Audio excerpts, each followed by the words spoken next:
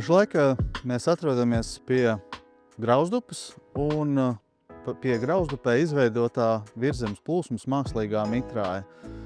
Grauzdupe ir valsts nozīmes ūdensnoteka, un šis mitrājs ir izveidots platības ziņā salīdzinoši liels.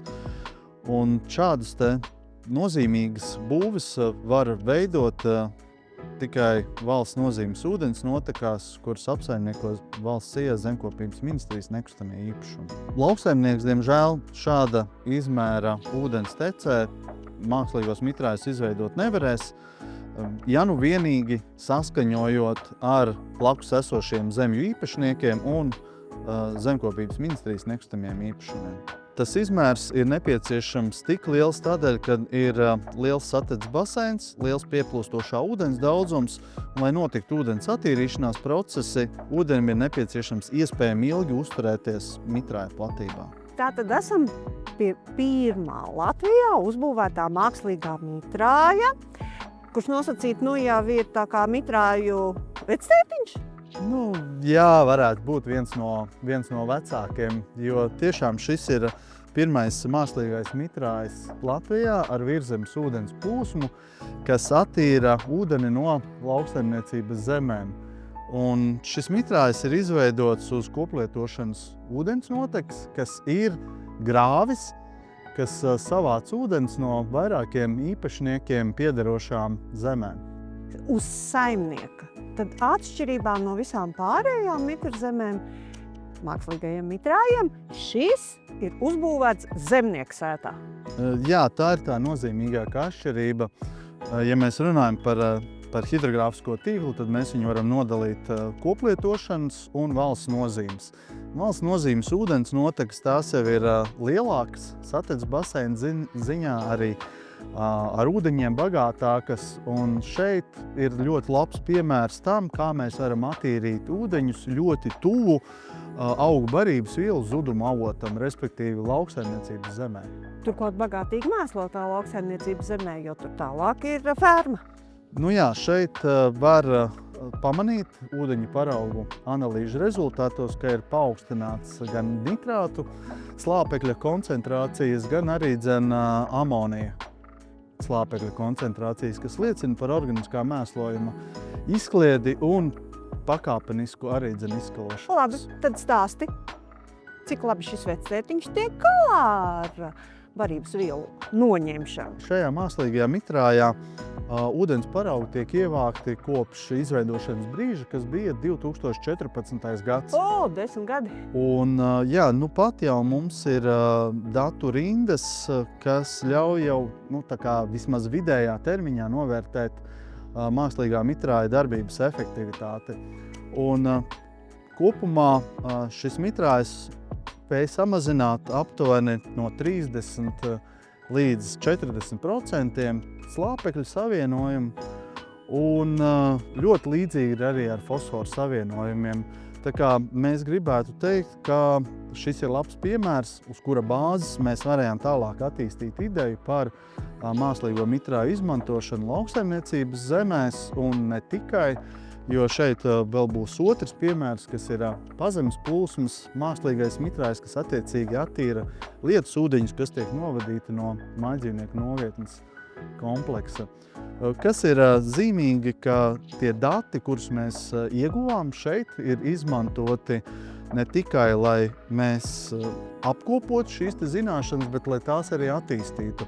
Un kolēģe Linda Grīnberga mākslīgo mitrāju izmantošanu ne tikai lauksaimniecības zemēs attīsta, bet attīsta arī kā lietus ūdeņu attīrīšanas iekārtas, kā arī sadzīves notekūdeņu attīrīšanas iekārtas, jo, ja pareizi projektē, ja atbilstoši projektē vietējiem apstākļiem, ieplūstošā ūdens gan apjomam, gan ķīmiskajam sastāvam, tad mēs varam prognozēt noteikti attīrīšanas efektivitāti. Tas nozīmē, ka mākslīgais mitrājs var atrasties pie jebkuras palielas saimniecības, tīpaši, ja tajā nodarbojas ar pienlopkopību. Viennozīmīgi, jo Jebkurā saimniecībā būs lietus ūdeņi, būs cietie segumi, būs viss tas, kas atrodas uz šiem cietajiem segumiem, un šo te ūdeni būs nepieciešams arī novadīt. Un mākslīgais mitrājs vai no ar virzemes plūsmu, vai ar pazemes plūsmu, vai kombinēts risinājums viennozīmīgi būs tas, kas ļaus šos te ūdeņus attīrīt ar ļoti augstu efektivitāti un izmantojot dabiskos procesus, kuriem pārsvarā gadījumā nav nepieciešama elektroenerģija vai kāds cits enerģijas veids. Tātad dabiski. Saimniekam mierīga sirds, ūdens uzkrājas, attīrās, un turklāt var jau baudīt arī ūdens priekus. Te noteikti ir kāda zivs, kāda pīle. Šī ir izplūdes daļa no mākslīgā mitrāja, un šeit ir ierīkota hidrotehniska būve, pārgāzne, kurai ir 3 stūra veida ar noteiktu izvērsuma leņķi, un zinot ūdens līmeni virs pārgāznes, ir iespējams aprēķināt aizplūstošā ūdens daudzumu. Un arī šeit tiek ievākts ūdeņu paraugs pēc mitrāja, un pie ceļa attiecīgi tajā pašā reizē tiek ievākts paraugs arī pirms mitrāja. Un kopumā, ja mēs zinām aizplūstošā ūdens daudzumu un koncentrāciju, mēs varam sarēķināt, cik kilogramus attiecīgi šis mākslīgais mitrājs spēj piesaistīt. Mūsu mitrāju apmeklēšanas tūrē esam nonākuši pie vēl viena mitrāja, kas ir ailes strauts, ar ko ailes strauta mākslīgais mitrājs atšķiras no visiem iepriekšējiem. Šajā mitrājā ir vienu vietu izveidoti vairāki videi draudzīgi meliorācijas sistēma elementi. Tātad ir pats mitrājs, kura ietvaros mums ir gan sedimentācijas baseina daļa, gan mums ir akmeņu krāvumi pēc sedimentācijas baseina, un tad vēl ir izveidotas 4 iedaļas, kurās katrā ir iestādīti atšķirīgi augi, kas nodrošina daudzveidīgus apstākļus ūdeņu kvalitātes uzlabošanai. Nu ko, esam izceļojušies pa dažādām Latvijas vietām, pa dažādiem mākslīgiem mitrājiem un esam nonākuši pēdējā Life Good Water IP projekta ietvaros uzbūvētajā mākslīgajā mitrājā. Ar ko šis mitrājs atšķiras no pārējiem? Šis mitrājs ir izveidots salīdzinoši plašā teritorijā. Ir izmantoti pamatprincipi, kur sākotnēji ir dziļūdens zona ar paplašinājumu, un tad seko seklūdens zona ar dažādiem augiem. Un tādējādi atkal notiks dažādi attīrīšanās procesi, gan sedimentācija, gan barības vielu uzņemšana, gan arī pārveidošanās no vienas formas otrā. Un skatoties, šis ir tāds ievērojams objekts, izskatās, ka šī mitrzeme ir tā kā visplašākā, vislielākā. Vislielākā varbūt ne, Aģē. Uz Aģes upes ir izveidota platības ziņā lielāka, bet garuma ziņā šī varētu būt arī garākā.